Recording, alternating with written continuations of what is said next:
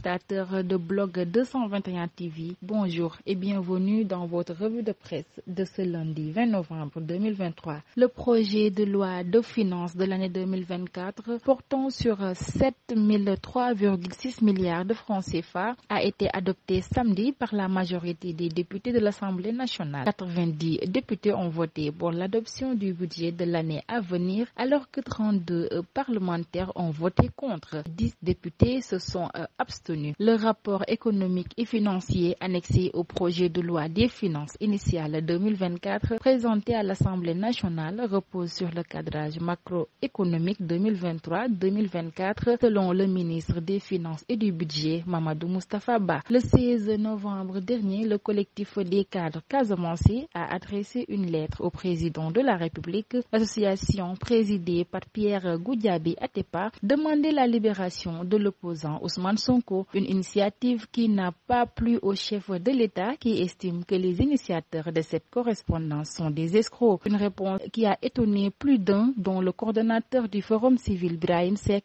Selon lui, la réponse à la lettre des cadres casamançais relève plutôt d'une réaction émotionnelle que de celle attendue de celui qui dirige tous les Sénégalais sans exception aucune. Mamadou Lamine Diallo, leader de Tekki, s'est lui aussi joint à ce flot d'indignation. Pour lui, si le président de la République était justiciable, il n'aurait pas tenu des propos aussi graves, diffamatoires et qui portent atteinte à l'honneur et la dignité de ces personnalités. C'est une adresse à la nation qui ne laisse pas indifférentes les autorités étatiques. À travers un communiqué de presse, le ministère de la Justice, via la direction de l'administration pénitentiaire, a tenu à rappeler que le maire de Ziguinchor, actuellement en détention, n'en a pas le droit. Pour rappel, ce dimanche, Ousmane Sonko avait l'intention de faire une déclaration adressée à la nation selon ses partisans. Le président de la conférence des leaders de Yewwi Askan Wi, Habib Sy, qui a déjà récupéré ses documents pour la collecte de parrainage, pourrait retirer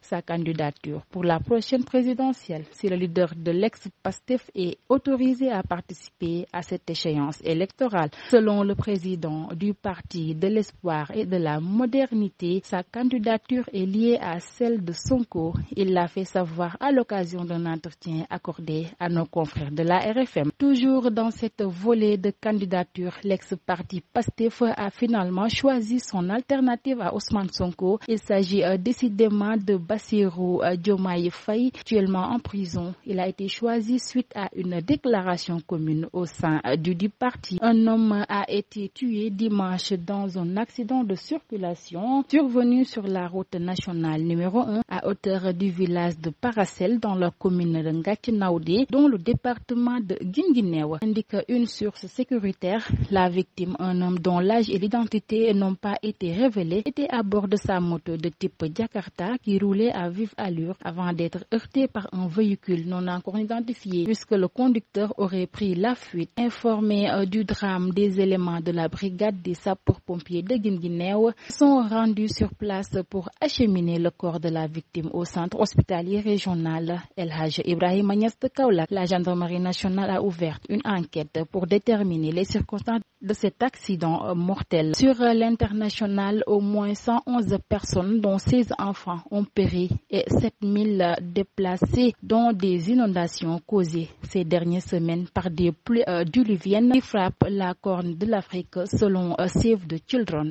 Le phénomène climatique El Niño amplifie les précipitations de la saison des pluies dans la région, touchant principalement la Somalie, l'Éthiopie et le Kenya. La mission de l'ONU au Mali, MINUSMA, a annoncé samedi avoir quitté son camp dans Sogo Nord dans le cadre de son retrait d'ici la fin de l'année de ce pays en proie au djihadisme et aux tensions avec les groupes séparatistes Touareg. Cette fermeture est la 9e parmi les 12 camps de la MINUSMA, a indiqué la mission onusienne dans un communiqué. Les Libériens se réjouissent de la défaite du président sortant et légion du football George Weah face au leader de l'opposition Joseph Boaké à l'issue d'un second tour serré de la présidentielle. Les derniers résultats affichés Boaké en tête avec près de 51% des voix au Libéria. Il s'agit de la deuxième passation de pouvoir pacifique d'un gouvernement démocratique élu à un autre en l'espace de 2 décennies. C'est une prise de parole plutôt rare dans la presse américaine. Le Washington Post, un des quotidiens les plus lus aux États-Unis, a publié ce samedi 18 novembre une tribune du président Joe Biden consacrée à la situation en Israël et en Palestine ainsi qu'en Ukraine.